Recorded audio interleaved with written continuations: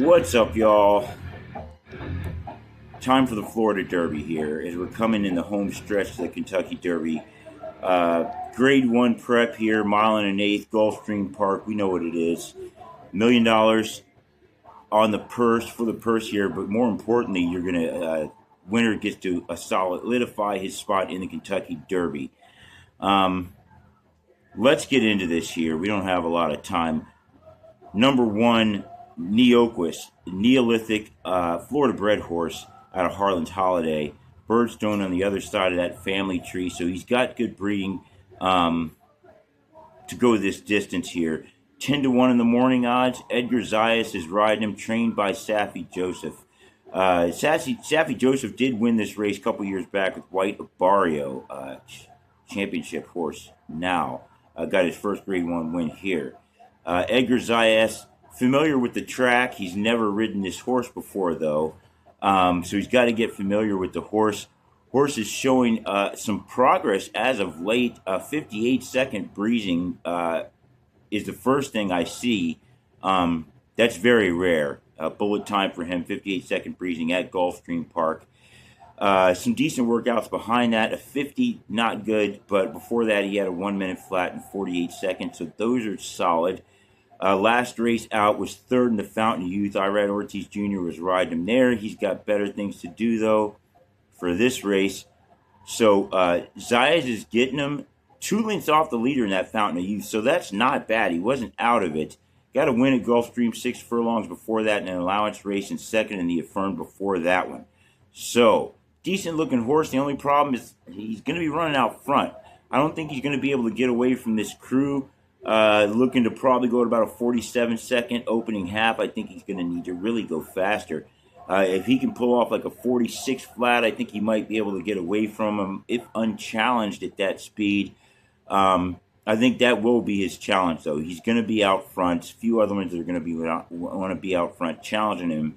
And the problem is, will Zayas just let him go, or will he try to let him take the lead, but try to choke him, hold him out, and end up choking him out, not able to get away? I think that's really the question mark with Neoquist. Decent-looking horse outside of that. Number 2, Cool Intentions, 20-1 in the morning odds for this one. He's out of Authentic. So you got some strong breeding here. Authentic, Mother's Father's Street Cry, who was the sire of Street Sense. So jockey here, Javier Castellano. Lots of wisdom on that rider. Not a lot of success in the Florida Derby. But he's coming in here last out 5th in the Mucho Macho Man, 8 lengths off the leader. You want to see better than that. That race is a mile. Way off the lead in that one, and he was only running a 138. So not a good race there. Had a win before that in optional claimer, 7 furlongs and 124. Win before that in maiden special weight, 139 in a mile. Not good, but it was a win. I don't know if he's really going to have the speed to keep up with this pack. We're going to have to keep an eye on him. Maybe that Authentic will come to life in him. Number 3, Smokin' Boy. This horse is out of Catholic Boy. If we remember, Catholic Boy was a turf horse that came out and won the Travers. So you're looking at that kind of breeding that you don't know whether the horse is lucky or whether that breeding can translate. The horse coming from Puerto Rico. So to throw another monkey wrench into this engine block, the horse is coming out of Puerto Rico. Eduardo Perez is going to be riding him. Great in Puerto Rico at the Camarero racetrack.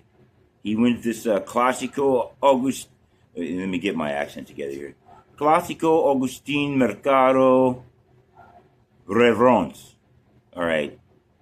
Race in Puerto Rico. And he looked good. Second by a neck in the first race. Got a win next out. Wins this grade 1 Puerto Rico race. Whatever that's worth. But then he comes to the States no good. 8th in the Tampa was that 19 lengths off the leader. That's just not interested. So maybe he's freaked out by being in the States, being mainland, even though it's Tampa. That's on the water still. Then they bring him to Gulfstream, still on the water. 13 lengths off of that. So I guess you could say he's improved. 18 lengths off the leader, up to 13 lengths off the leader. So will he step it up even more in this one? He's going to need to. This last out was a mile and an eighth race. So, yeah, that's good. You like to see him going this kind of distance, same track. He's just going to have to run better. That's all I can say. He's going to have to recapture some of that Puerto Rico. That's all I can say. That he's going to have to going to have to recapture some of his home running style. Maybe he just doesn't have the speed. We'll see. Number 4.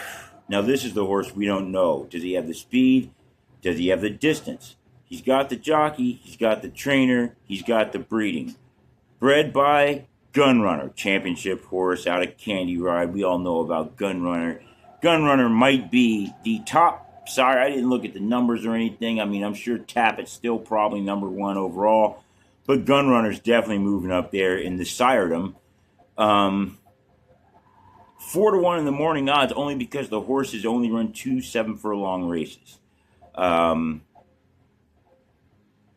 Third in a 7-furlong at Gulfstream, 2 lengths off. That's a first race. I mean, a lot of great horses lost their maiden race, their very first race, which is a maiden, of course, usually. And then they tighten it up from there. So he comes out. That first race was 7 furlongs in 123. So he brings it down a sec. He was 2 lengths off that 123. He comes up with a win at 122. 9 lengths off the competition. So, I mean, that's a big, big win. I mean, that's not, I mean, Maximum Security had a similar type, but it was more impressive. It was a 7 furlong win before he went on to win this race. But that's kind of what you want to see is a 7 furlonger coming into this, if you're going to make a jump up to a mile and an eighth. And I think the question is just going to be, can he do it? I mean, he's got the breeding, you would say, to do it. He's just going to have to get it done. Experience, yeah. Irad Ortiz Jr., he won this race in 23. Forte in, he won it in 2021. Known Agenda. Now, that was also with Todd Pletcher. Todd Pletcher owns this. I mean, he owns the race. He's got the record for most wins, 8 lifetime. 7 of the last 11 Florida Derbies won by Todd Pletcher. 3 of the last 4 Florida Derbies won by Todd Pletcher. The last 2 Florida Derbies won by Todd Pletcher. He's looking for the 3-peat. So if you don't believe in 3-peats, that's a reason to bet against him. Probably going to want to ride up front. Don't know what kind of duel he's going to want to get into. That's the thing with these lightly raced horses. It's not much to know about how what their true running style is or what they like to be. But if you like the horse, you're gonna be hoping that he's really just built to go this distance. And this last race was really just kind of a warm up at that speed, and it could have been with such a big win. He still put up 122 7 furlongs. Question mark with these horses. A lot of times, even if the horse can go the mile and an eighth, they're just not used to it, and they get out there in the race and they're used to running shorter distances, and they're kind of like, hey, I didn't know we were really supposed to keep running this long, and I kind of used it all up. So, hey, he's got the trainer and the jockey to translate that message over to the horse, if you will. We'll see if it translates onto the track on Saturday. Number 5, Indecisiveness. That's a terrible name for a horse.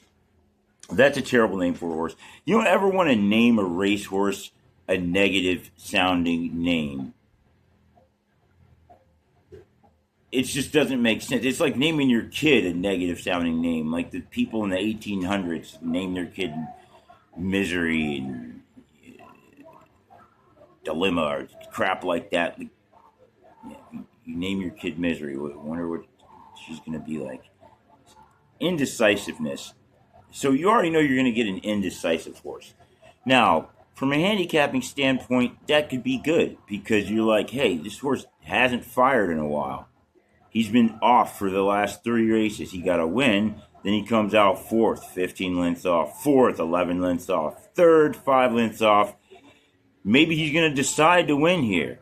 Maybe he'll decide to win big and then go to the Kentucky Derby and decide to not do anything that time.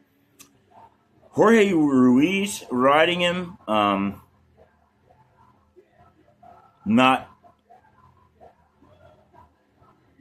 Ruiz is not is high in the experience level as these other guys in talent level, in my opinion. You got Zayas, you got Castellano, Eduardo Perez. Yeah, he's like with them on Smoking Boy. You know, Irad, Ortiz, Joe Rosario's up next. It's a lot to not like about this horse. They got him 30-1 morning odds. Probably going to be higher. Bred in Florida out of Decisive Moment. I wouldn't be surprised if the horse scratches. A lot of people are probably surprised he's even in the race. All of his races have been at Gulfstream. I guess you could say that's a good thing. I don't know. Not much good to say about this horse. I hate to do that, except say that because his name is Indecisiveness, then the odds would say that he's going to throw off a good race at some point. Maybe you want to throw him into an exotic, try to make some money. There we go. Number 6, Jimmy's Dailies, 12-1, Joel Rosario. Joel Rosario riding this one. Second last out, 2 lengths off, in a mile and 1/8 at Gulfstream in 150. Slow time, so he's not that far off of it, but it was a slow time. I can almost guarantee you this race is going to be faster than any 150 in the final time. But he has got the experience of running the distance at the track. 2 wins before that at Gulfstream. He's got a win at 7 furlongs in 123. Another win at 7 furlongs in 123. So, yeah. I mean, Joel Rosario's riding him. 12-1 morning odds on the Joel Rosario, Jimmy's Dailies. Kind of like that, you know what I'm saying?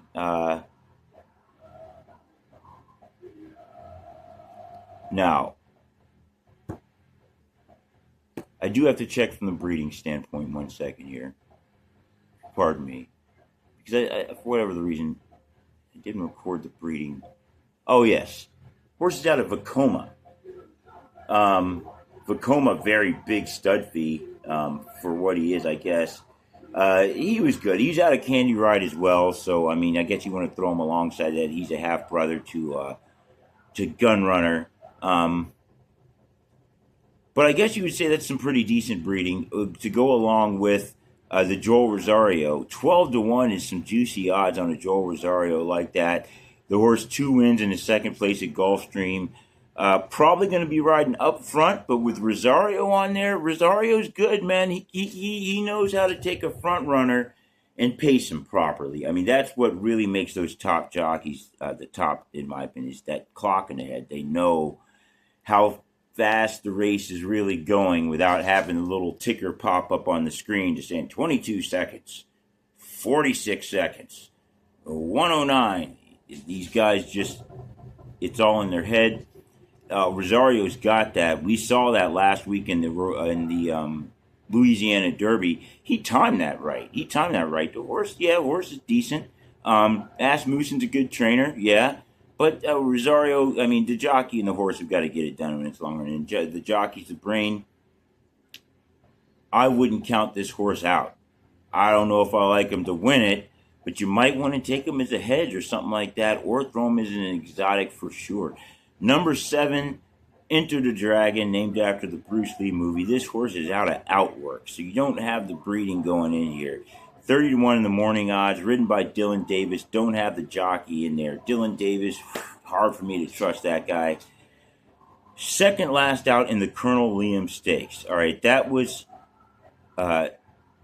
turf race. mile and 132. He's 4 lengths off of that, so that's not bad. It's such a fast race, but it's on turf.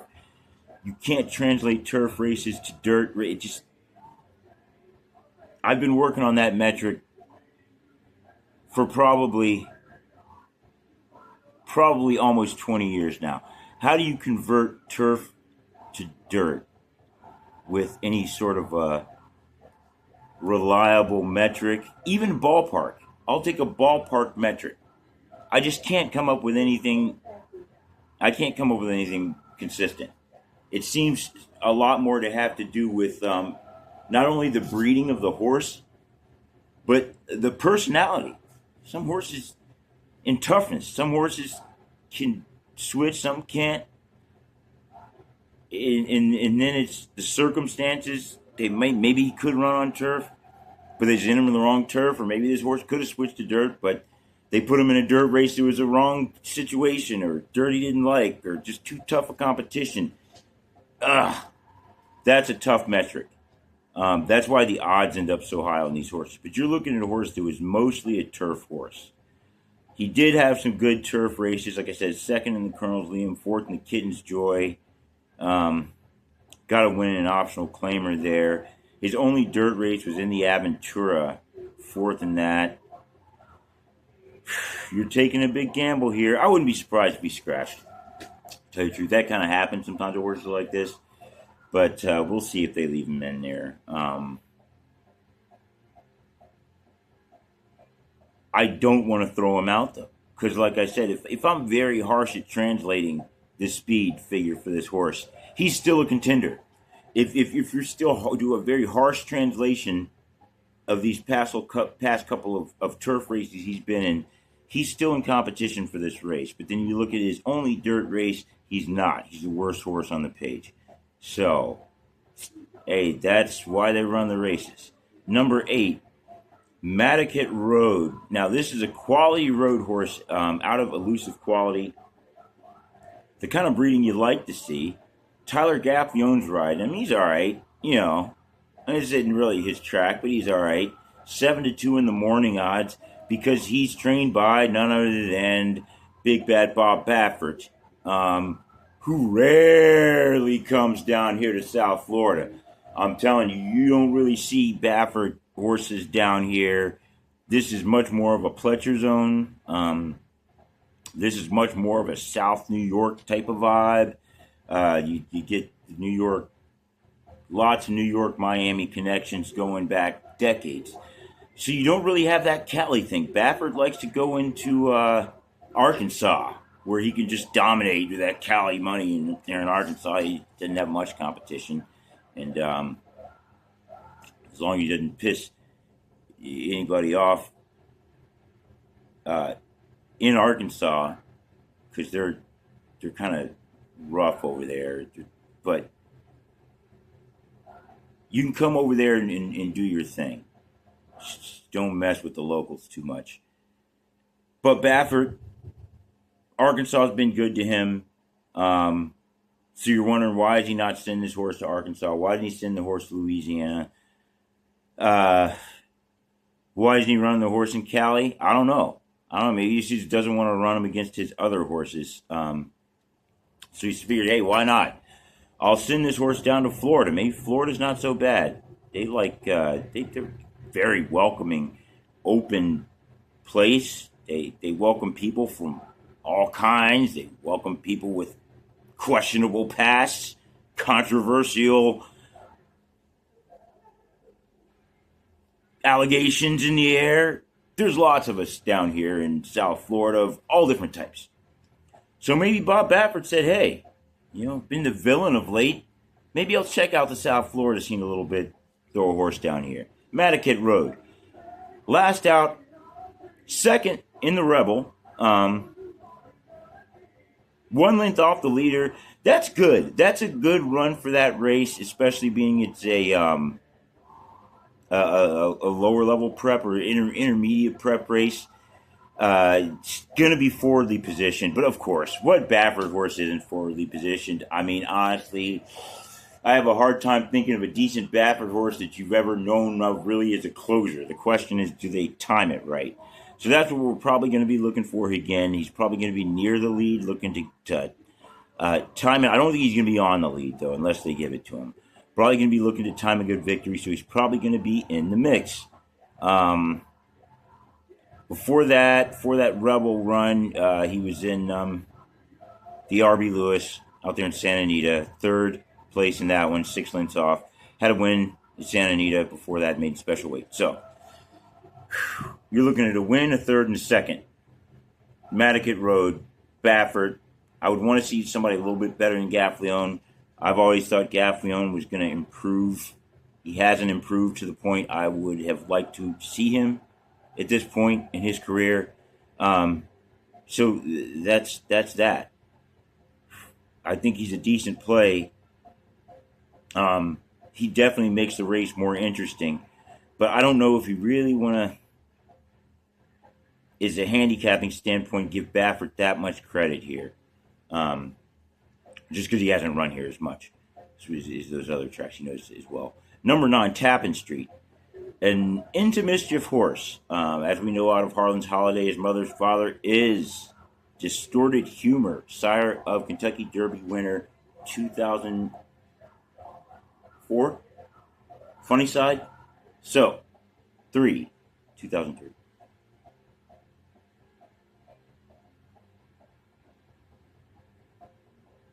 Tappan Street, 5-1 morning odds. Luis Saez is the jockey. Brad Cox is the trainer. Saez did have a win here. 2019, good old Maximum Security. Speaking of controversy, Saez looking to get it done again. 5-1 in the morning odds. To me, 5-1 is in the Goldilocks zone of morning odds. The 6-1 is the bullseye, and you want a 5-1 and 7-1 are right next to it. So you like to see that 5-1 morning odds. Second in the Holy Bull, 1 length off the leader. So you're looking at a very similar performance to Matticat Road had in the Holy Bull, except this time he is at the same track. Race before that, it was a win, 7 furlongs, 1:23. Very common time we're seeing here for these 7 furlong wins for these horses. So the thing you kind of got to like about this horse, in my opinion, is that he's not riding on the lead. If the pace gets out of hand, he's going to be looking to capitalize. He's got Saez on board. Hey, Saez, another guy. I don't like saying. See, I can't just put Saez up there with Irad Ortiz. I can't put Saez up there with Joel Rosario. But he's not bad. So he's in there. He's got Brad Cox with him. And so in that kind of situation, you're like, yeah, a guy like Saez, he is as competitive as an Irad Ortiz Jr. He is as competitive as Joel Rosario in the right situation. That's how you have to kind of look at these things, in my opinion. So, once again, you got a horse that finishes well, not going to be running up front. Will he let the pace get away from him? That might be an issue for him. You might have a Matticat Road, or you might have Irad Ortiz here on a Disruptor that just keeps ahead of him, and he's never really to recover and get there. But if he does run a good race, you gotta like this one. You gotta like this one. I think it looks. A lot of things look good from his setup. Number 10. A horse that is a 8-5 morning line favorite that is not going to be the odds for this horse. I can pretty much guarantee you that one. They should have options so you can trade the morning line odds versus the closing odds. Because there's sometimes I could just tell you, I don't know, somebody's going to win, but they ain't going to be this strong a favorite when the race goes off. Why is that, Nate? Because his jockey, Junior Alvarado, who's decent, he's no Rosario, he's no Irad Ortiz Jr., but he's a decent jockey. He got injured. He's out. So Bill Mott went and got Manny Franco to ride him. Now, I can't just say I'm going to take Manny Franco when Manny Franco is coming on to a new horse here and just throw him into the Florida Derby and expect him to get a win. He won here. Tis the Law. Yes, Tis the Law was Manny Franco's horse. That's different. Once again, from a handicapping standpoint. If a jockey, even though he's not that great, like, let's say, Stuart Elliott or Jeremy Rose,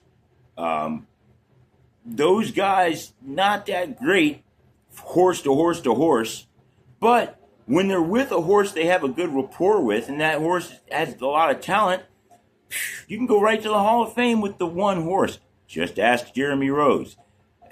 Where's he been since the Fleet Alex? There's a lot of guys. What's the guy I'm thinking of? He took off, went down to South America, ain't heard of him. Gutierrez.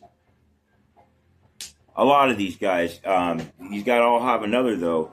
When they got their horse, they can go, like I said, all the way to the moon. Take it to the moon, take it to the stars. So,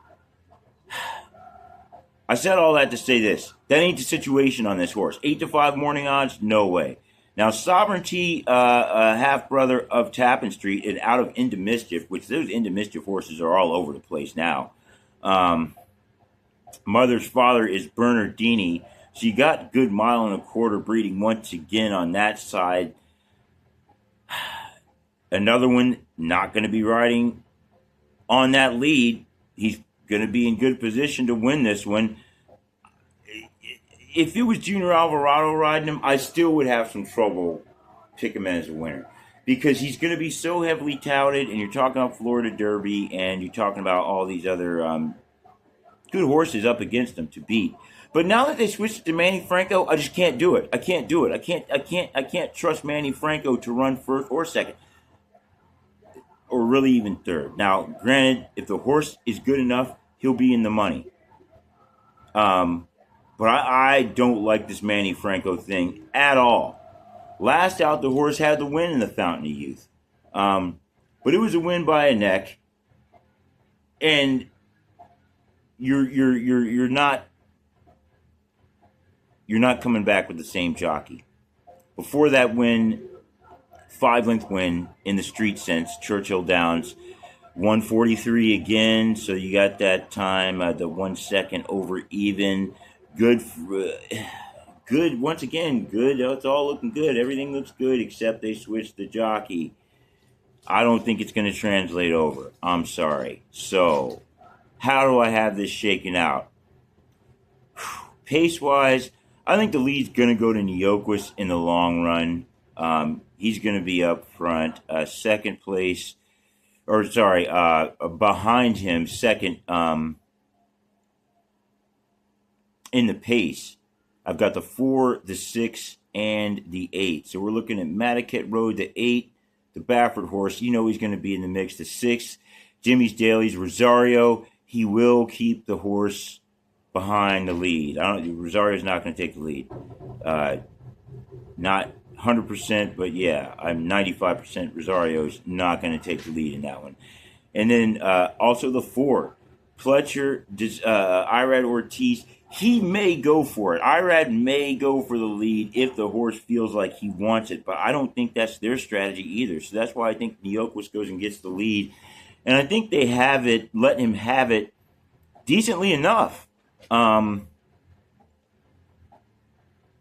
think he will be able to maintain a lead good throughout, because I think he's probably only going to need to go like a 47 flat.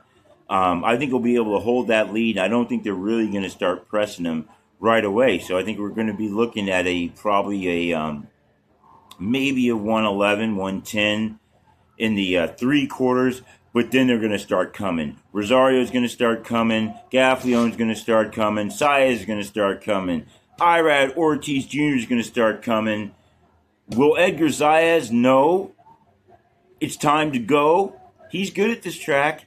But I don't know if he's going to know on a horse that he's never ridden before if he's going to be able to make all that translate. So I don't think Neoquist is going to be able to hang on to the lead. I think the forward placement, and then the it's going to be pun intended, indecisiveness kind of point on the rest of the horses is when to go. So I think that's going to cause them to kind of choke their horses out. I think these horses all need to fly in order to be to their advantage. Disruptor, I think he needs to fly. Jimmy's Dailies. I think all these horses need to go for it and just see what they got. They honestly need to make it a California race. But they're not going to do that. They don't run the Florida Derby like a California race. It's not going to be a New York race, but they are going to be much more patient than they will out in Cali. And I think it's going to hurt all these horses running up front. That's why I'm going with the 9, Tappan Street, Luis Saez, Brad Cox for the win. That's what I'm going to do. He's familiar with the track. And even though there's a lot to like in these other horses leading up to this race, I think that this one's he just checks all the boxes the way I want to see them evenly. Now, am I scared of Todd Pletcher? Hell yeah. Am I scared of Irad Ortiz Jr.? Hell yeah. Am I going to be playing an exacta box as an insurance policy against those dudes? Hell yeah. But I just can't take as my main winner a horse that's never gone longer than 7 furlongs. It happens. It translates well sometimes. I'm not a believer. Not yet. Not yet. I mean, maybe if I had seen the horse up front and up close and personal, I could make that decision. He's going to have to show me. Plus, I've seen a lot of big, strong horses do really big things at 7 furlongs. And then you take them up to the mile 1/16, and they're no gas left. So I'm sticking with the 9, Tappan Street, to get the win. Second place, I've got the 10. I think that Manny Franco, I think the horse is going to be good. I just don't think Manny Franco is going to keep him in there for the win. So I'm keeping the 10 in there in second place. I'm going to have the 4 in third. Now, as I said, these will be mixed up in exotics. You got to pick a 1 through 4 if you're going to do a straight super pick. I mean, it's kind of how I do it. So it was really a tough decision. I'm just taking the 2 into mischief horses, kind of, and I think that hey, they both run really well at this track. I like Sovereignty, but I think the Manny Franco thing's going to hurt him, so I just don't like him for the win. I got the 9 for the win. I do think I've got Sovereignty hanging out in there, second place. Disruptor, third. Irad Ortiz, Todd Pletcher. I think the distance is going to be a question mark for him. Fourth place, Matticat Road. Tyler Gaffleone, the Baffert horse. It's tough. It's tough, but I'm going with him.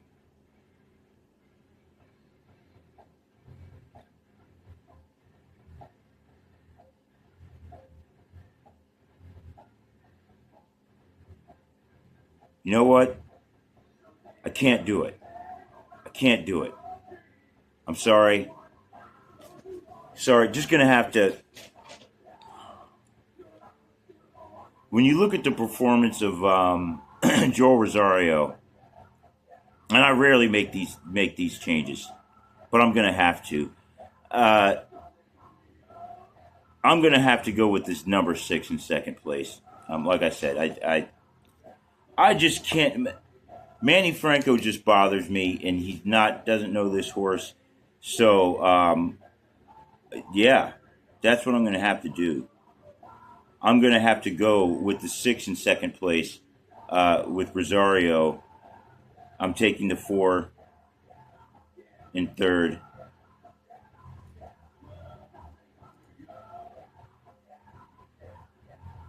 And we're going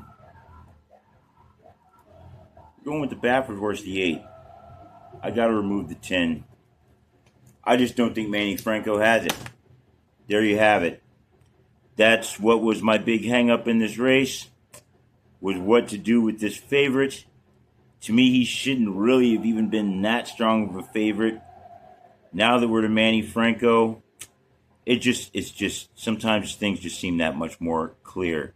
So that's what we're going with. 9648. 9648. That is my picks. Please let me know what you think in the comments section. This is going to be a very tough race. It might even be won by a long shot because they all end up battling it out or end up going too fast or too slow, and one of these other horses comes up in here. I do feel good about the 9, though. I think the 9, like I said, he has the least, the least amount of question marks. I guess that's the way to feel the best about it. The 10, to me, that Manny Franco thing, got to throw him out. So I'm going 9648. Probably going to be a lot of exacta action on my point because going a lot deeper into the exotics in this one, you're talking lottery ticket situations here. It's going to be, I think the exotics probably will pay pretty well in this race because it's going to be a tough 4 to pick. I don't think it's going to be very chalky at all when it all comes down to it. But I'm sticking with the 9 for the win. Stay tuned. Arkansas Derby picks coming up as well.